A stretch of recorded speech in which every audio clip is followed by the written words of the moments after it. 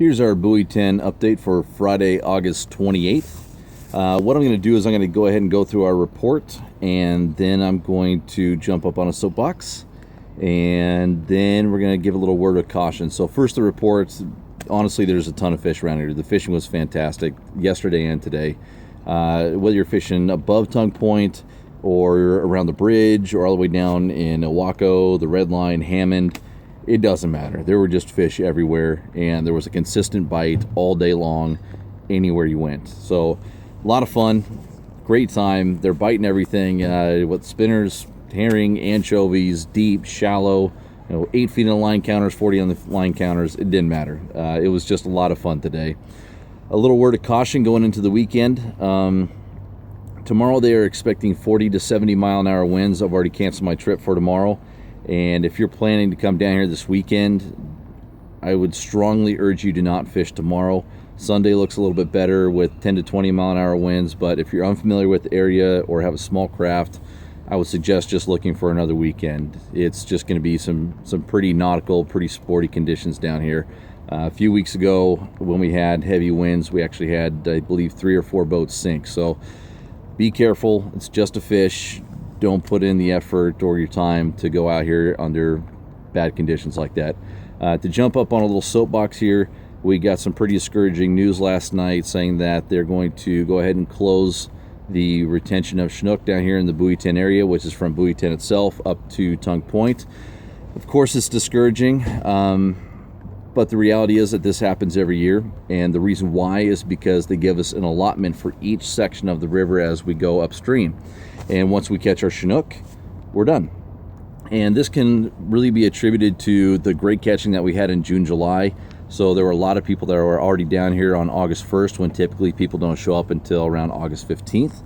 But the reality is that fishing is just awesome. We had a great time fishing here. And the reason why they only give us so many fish down here in this area is because they want to make sure to have fisheries further upstream for other anglers. Now, whether you agree with that or not is irrelevant. What's happened, happened. I'm getting a lot of phone calls and emails from clients and other people asking if it's worth it to come down here and fish. It absolutely is. This is still a phenomenal fishery. This is a great place to come down all the way through October to catch a lot of coho. And, it's a 15-minute ride down to where we've been catching fish down in Oahu here from Westmoreland Basin. Well, it's a 15-minute ride up above Tongue Point to go up there and catch any Chinook.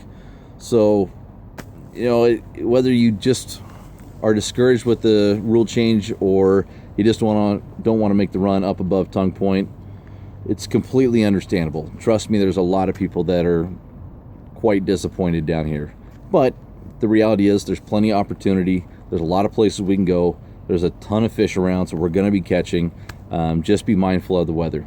Now, I've also seen a lot of people here on the docks and in the restaurants and online, a lot of people complaining that the closure has happened. But, I guess this is my opinion, but what's disappointing for me is the lack of representation at a lot of the meetings that take place for these regulations and rule changes.